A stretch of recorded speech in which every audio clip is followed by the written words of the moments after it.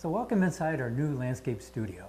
This is where we meet with many of our clients to discuss their projects, from initial stages all the way through the planning and getting ready to install it in their landscape. And this area is such a great resource from us. Looking up on the walls, we have a lot of pictures of before and afters, for ideas.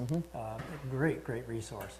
The picture posters we have on the wall here show the diversity of the type of work that we do. Right, and we find that very beneficial for our customer to have many of these before and after photos to show you all the different types of projects: foundation plantings, slope plantings, retaining walls, patios, natural stone. Steps and stoops. Yeah, I mean, and the before and afters really give you a chance to say, I have a project that's really similar like that, and different ideas you might have. And we have a lot more on our website. If you go to hillsidegl.com, there's a whole lot more videos, a lot more pictures to show you. Finishing off our tour of the landscape studio, just to show you what else we have available here, is we have a lot of product samples, we have product catalogs, especially for pavers and retaining wall products. And we even have our own horticultural library here as a resource for us. Right, and it's got a lot of great picture books in it, so you get a lot of ideas that way too.